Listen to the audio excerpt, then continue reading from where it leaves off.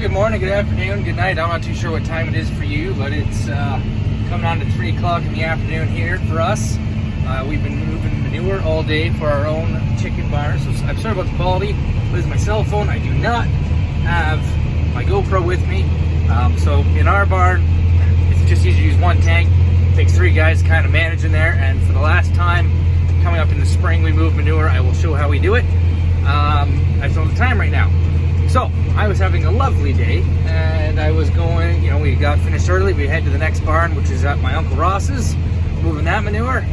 Owen got 1 load in, I think, maybe 2. Anyways, I was going to call it a day.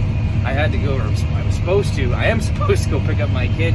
It's his birthday today. I had to call my mom. She's going to do it now. My brother's got a flat tire. So, I am in the 8345, heading down to go swap out tractors and to see what we can do. We'll see what's going on. We're just passing the chicken barn now. And you can see we got the old manure tank out there. That's vacuum. So the only thing that goes in there now is water. We suck water from a pond, put water in the pits to help out. Okay, so we are here. It's the other side that's flat. I just want to assess the situation. We have the air compressor here. We're filling it up. I'll show you. It has a split in the sidewall. I'm just pissing out. Right there. Something got that good. So what we are going to attempt to do is get a lot of air in there. That's pretty well full. We're going to try to blow that out before we try unhooking it. Be the best bet, we think. And then I'm going to decide whether Wes and I are going to try limping that home. But yeah, we'll try limping that home, I think. We're going to see how quickly it goes down. We're not that far away. At least we can get it to the shop. Get the jack underneath. It's in the air to make it easy for the tire guy set out in the field, which is not the end of the world, but it's going to start getting nasty here in the next couple days.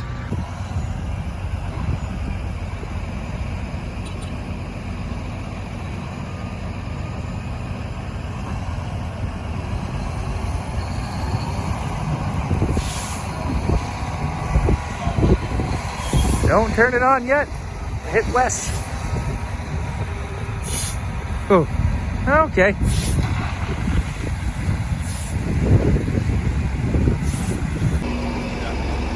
Mad dash to get her unhooked. That's gonna be hard to make her back to the farm. Do we have a pin? Oh yes.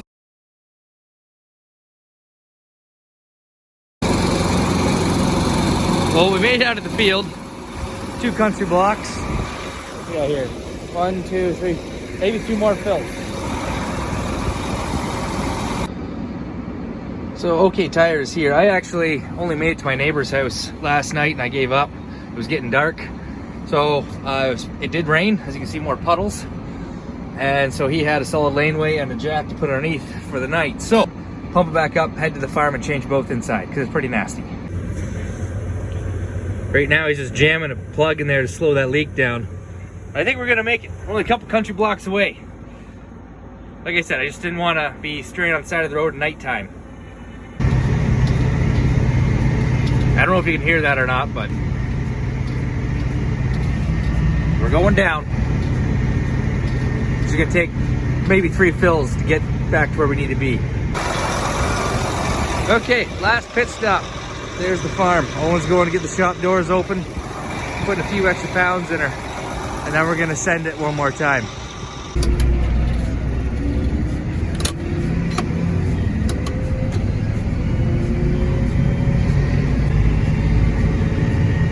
Oh yeah, baby. We're here. We made it.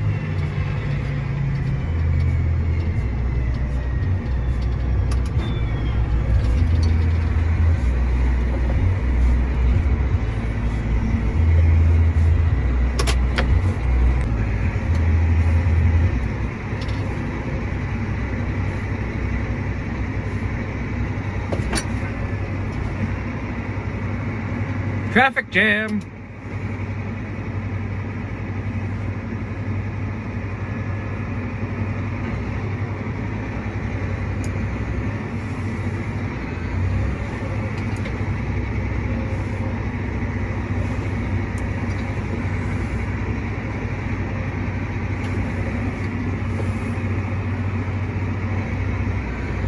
There we go. That should be. We made her. We're good. Time to get the GoPro. There we are back. We had to move the combine out to get situated. Those are two brand new sets of 900 trellis boards. They got the BF technology. But apparently there is some tire issues with the set that's on that tractor. So we're hopefully going to get some warranty issues with them. Because it looks like it's actually starting to split in a couple spots. It's not like we ran over something that punctured. That's what it looks like. We're going to send it away and see what happens. These brand new ones are going on. Just keep the problem coming.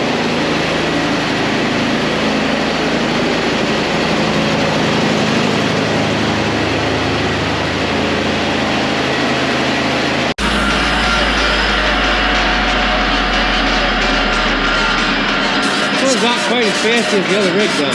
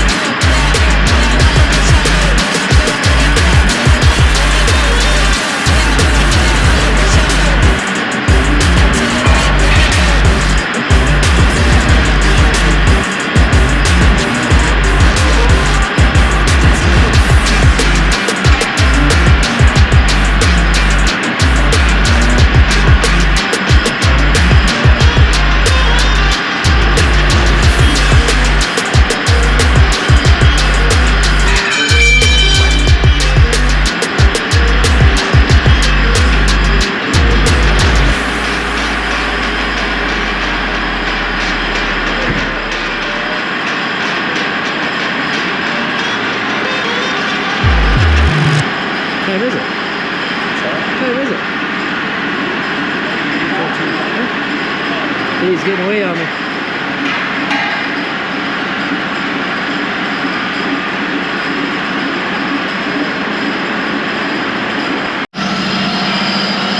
There we are.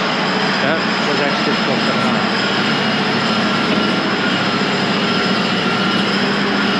All closing up.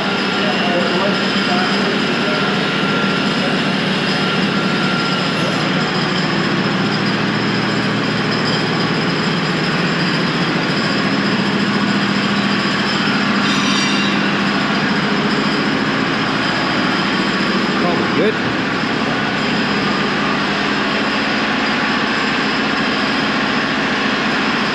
There's a split in that. Another skirting. There we go. Yeah. Oh, there too. There too.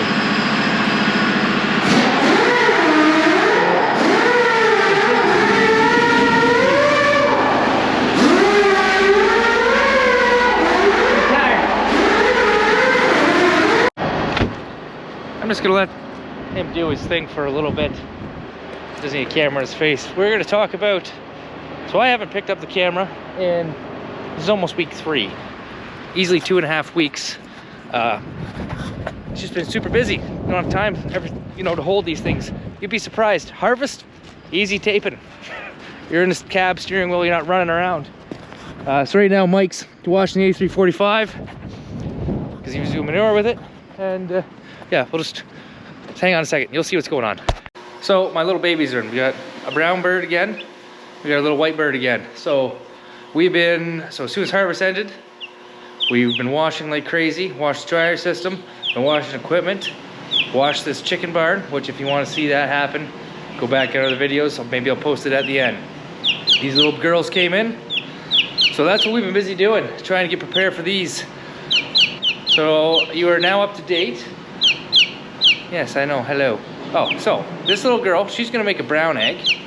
And this little girl here is gonna make a white egg. So I just thought everybody should know that. Now, brown cows don't make chocolate milk, so let's just get that straight now. But yes, she will make a brown egg and she will make a white egg. Coming, we have,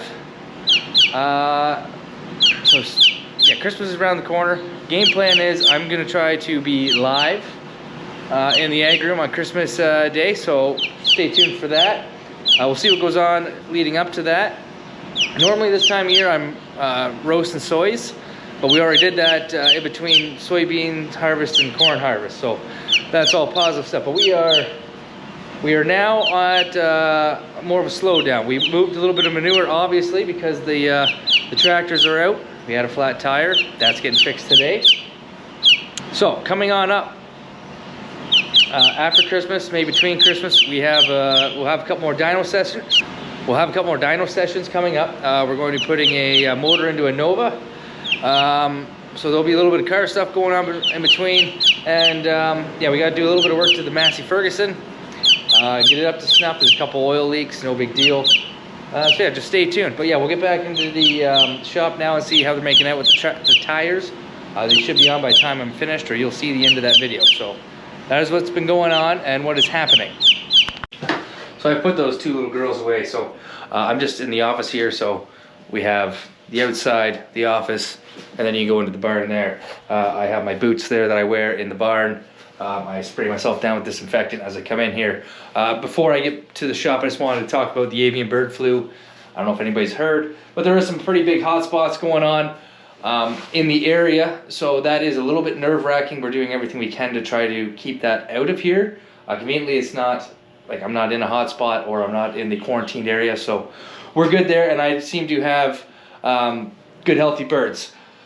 So from what I've been told, if you get the avian bird flu, pretty much your flock is going to pass away.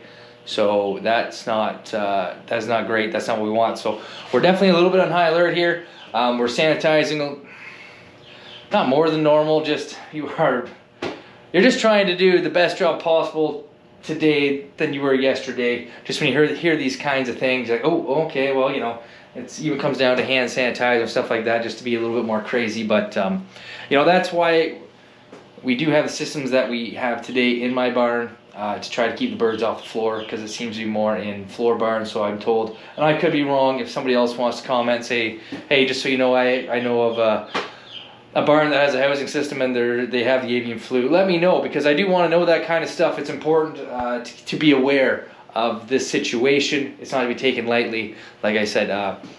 And as far as I know, I should say that I've heard of it more in turkey barns and in broiler barns. I haven't heard it yet in a layer barn in our area. So it really doesn't matter what kind of barn it's in, it can get in there. So I just wanted to make that aware that we're a little bit on high alert. So it can be a little bit stressful, but yes, I'm trying to change and disinfect as much as I can. I've sent other videos. That's my field office. So if I come in here, I put on clean clothes before I come in here. Other ways you can do is you can put on the mushroom, or not the mushroom, I guess it looks like a mushroom, but the marshmallow suit, or a pair of coveralls. The issue in the pull-up barn is it's 86.6 in there, so the more clothes you have on in there, the more you sweat, the nastier it is. It's not like in my layer barn where I just keep it at a constant 20 degrees, which is 72, FYI. That way everybody, or sorry, 20 is 70. I think 20 is 70. 70 degrees in my layer barn, so it's not that big a deal to throw on the coveralls and the boots and the whole kit and caboodle when you go in there. But yes, I just want everybody to be aware that's what goes on. So head back to the shop, see what's up. There we are. 2 new Trelleborgs. So, I don't know if I explained this earlier in the video or not. We think this is going to be under warranty because of those cracks. They have to take the tires back and go over and figure it out. But it's... Either way, like I think I showed you 2 different cracks in the old tires. So we're pretty sure it's a fault, because really you should be able to take these tires right down to the wood. They should be slick willy by the time we're done with them. But anyways, so I think I said these were VF. These are the IFs, which I think they're phasing these out. So they're the VF technology is supposed to be less compaction than these. So I guess if you're wondering why the Trelleborgs in this tractor and the Goodyear thousands, the 1100 on the back and thousands on the front, you know, why 2 different companies back in the day, this is what we went with. And it's supposed to be the best for compaction back then for the size. I think those tires were just coming out and they were super expensive. And believe it or not, those ones are bigger than these ones, but because these are an IF and those are just a regular radial, these actually have the exact same footprint on the ground as for compaction than those thousands. So when we got this tractor, those were actually cheaper than going with a Trelleborg IF or a VF. Then it gets super expensive. You can now get those thousands in a VF, I believe, but it's crazy money. So that's where we're at with our tire situation. As for the Trelleborgs, I have been happy with them, except for that issue, in case you're wondering. We have wore out the fronts on this tractor though, just because of the toe. If you go back in different videos, it was 2 years ago we put new fronts on this. But both these 8Rs are pavement princesses, as in they just rock up and down the road all the time. So, I mean, it is what you wear them out a lot quicker than just being in the dirt. Anyways, so I guess I'm going to be putting these up. This will be another video. We'll show you what's going on there. But that's all I got for you guys today. Make sure you like, subscribe. Have a good one. Peace.